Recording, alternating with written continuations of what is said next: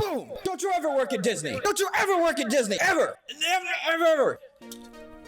Disney messed with my girl Janet. They made her feel bad. That's a big no. Disney, don't you ever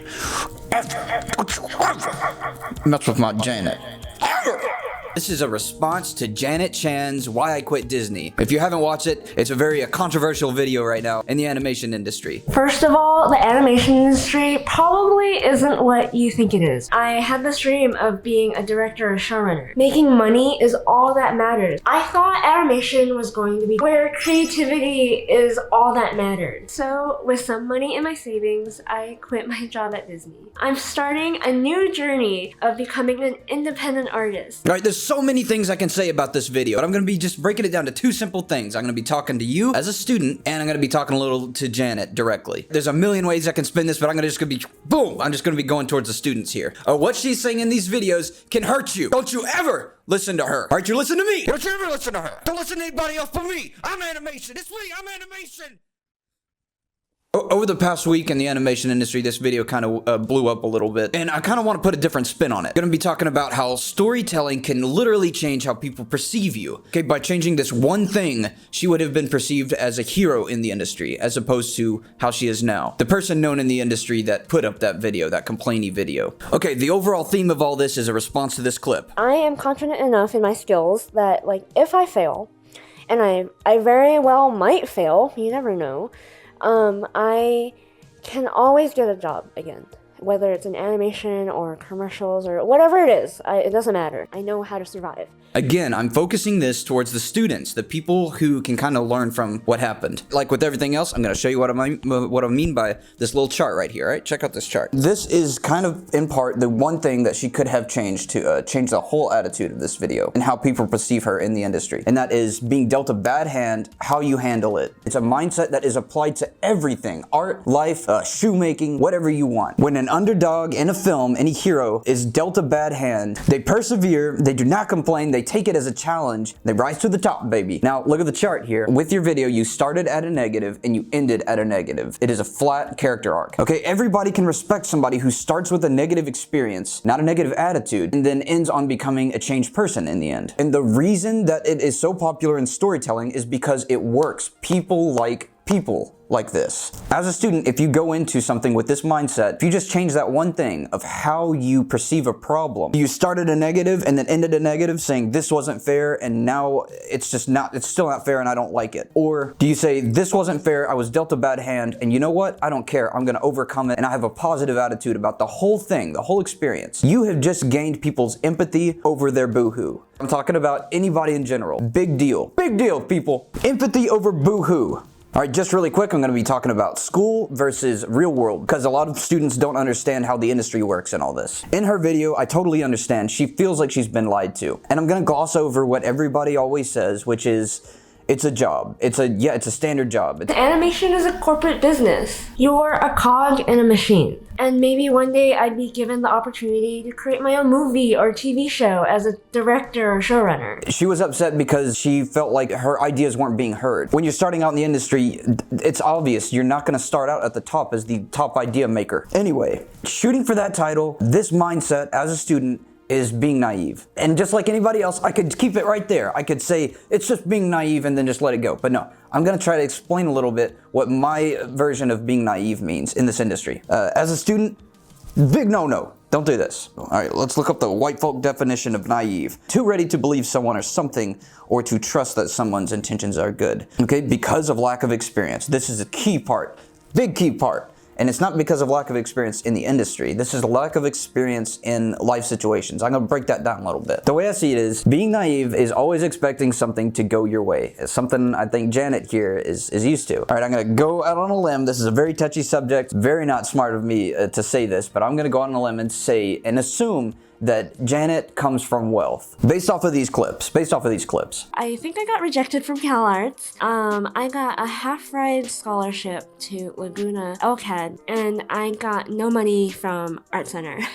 My parents, they really wanted me to go to a quote-unquote prestigious art school, so I went to Art Center instead of LCAD, even though they had given me a pretty decent scholarship.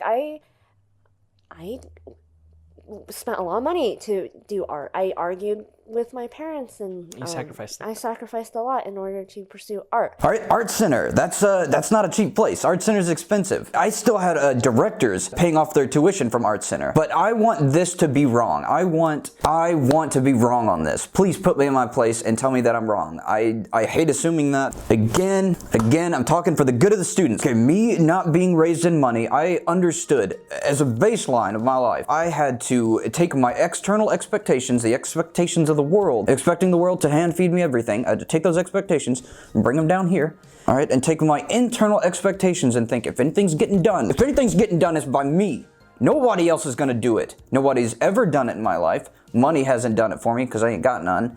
It's on me, baby. Ain't no money doing that, ain't no parents doing that. It's me. It's your boo doing that. It's your boo. I'm talking about getting what you want in the animation industry. I'm talking about working your way up. Her baseline is, that's just not how the animation industry works. You can't be that. Yeah, you can. You just gotta work. You gotta work and work. All I had to do was work hard, prove myself as an artist, and maybe one day I'd be given the opportunity to create my own movie or TV show as a director or showrunner. But the reality is, this is all a lie. All right, you can't just blame it on the system like they don't allow me to be an art director or this or that. You gotta work your booty off and you gotta get on that level. This is a mindset that I grew up with. Janet, other students, other people out there, they may have not been given the tools, the resources to think in this way. It's just how I was raised. This is handling constant destroyed expectations. Constant rejection, constant just negativity. And I gotta say, minorities, poor people, humble people, hardworking people,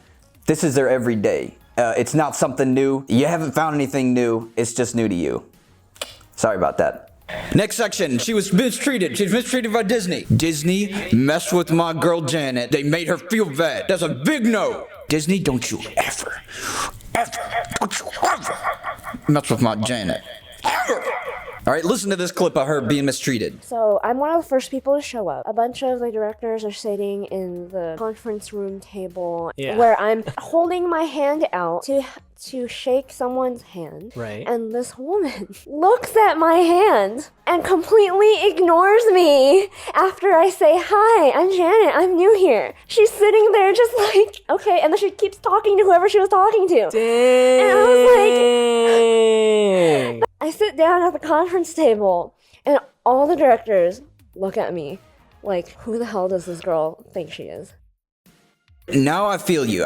It's a little bit boo-hoo, but overall, it sucks not being seen. It sucks being mistreated. I totally get that. But we're still talking to the students here. I'm not going to be talking to her. I'm talking to the students, this type of mindset. All right, now check out this clip, the don't care attitude clip. And I went into this interview being very confident and acted like I don't need you. I had like Disney knocking at my door at the same time. I was doing tests for a lot of different studios. And I was very like, I'm going to, like, I don't need this. I don't need you. I don't need you to hire me. But if you want, that's such a good feeling. Fine, yeah. And that was the energy I gave off, and I think that is what people really like to see in you. Someone who's very confident, who knows their worth. It's definitely not annoying, like, It's douchey. It's similar to playing hard to get. I'd Kind say. of, yeah. You're confident, but you're not douchey. Mm-hmm. You know what you're worth, but you're not desperate to get a job. Right. They are not used to that. They're used to people begging for a job. All right, this confidence theory doesn't work here. All right, let's just say you're in that situation where you're being interviewed and you're inside the building with these people. Confidence theory does not work here. Why doesn't it work here? You can be as confident as any analogy, but your work speaks for itself. Your portfolio speaks for itself. Your skills are already hired. You're already good to go, baby, if you're in the building with them. No, they're not interviewing your work. They're interviewing you. I'm talking to students now, all right? Listen to me, I'm talking to students. They're going to be asking you some questions, and they're going to be thinking, do we want to work with this person? What is this person like? Your personality, you know, this and that. And you know what you gave them? I don't care about this job. Take it or leave it. Ain't no big, I don't care. Using her as an example for students, all right? I'm doing this for who wants to work with that? In this industry, it is, and she said it herself, it's relationships first, skills second. We're talking about personal, one-on-one, everyday people that you're working with. At least as far as I know, in the USA, this is how it works. Again, I'm going to show you how you can say the same thing, use the exact same thing that you want to use, which is the confidence, but you can switch it and make a little bit more of a positive impression. You ever heard of one of those? You take the don't care attitude and you replace it with enthusiasm and excitement for the project. Oh my God, I'm so excited about this project. I would love to work for you guys. I got these other companies over here that are kind of wanting me to do stuff for them, but I could totally not do that and I could come work for you guys. I would love to help out, but you know, I got this other stuff too. So you're still kind of letting them know, you're being confident, and you let them know that you're pro. Even if you don't have these jobs lined up, you could have done anything but be negative and be like, I don't care. I don't care about this project. I don't care about you people. It's relationships first, baby. All right, now we're gonna couple these two clips together and we're gonna see how we think about them. You take the I don't care attitude plus the first day on the job and situation. Hi, I'm Janet. I don't need you. I don't need you to hire me. All right, now coupled together, I don't know how you're acting on that second day. Yeah, if you walk into a place and you're like, hey, I don't care about this job. I don't care about you. I don't know if Janet was doing this at Disney, but don't you walk into a place with that type of mindset. People want to work with people who are excited, who are going to do a good job, and they can rely on in their enthusiasm for the project. Always positivity over nonchalance or whatever this little baby, whatever this high school stuff is, all right? Cut that out. Let's be an adult here. Let's be an adult. Now let's slow it down a little bit. Point of all this is for students in animation, in life, in shoemaking, anything, going pro ain't no walk in the park. Just like every hero's story, the bad guys are gonna take a little poke at you and say, what are you gonna do now? Huh? What are you gonna do now? Are you gonna cry? You gonna sit here and boo-hoo? That's what bad guys do. They poke at you to see what your reaction is. Are you gonna boo-hoo or are you gonna yeehaw? All right, you gonna boo-hoo or are you gonna yeehaw? You're gonna boo-hoo or yeehaw? That's pretty ridiculous. Just cut that.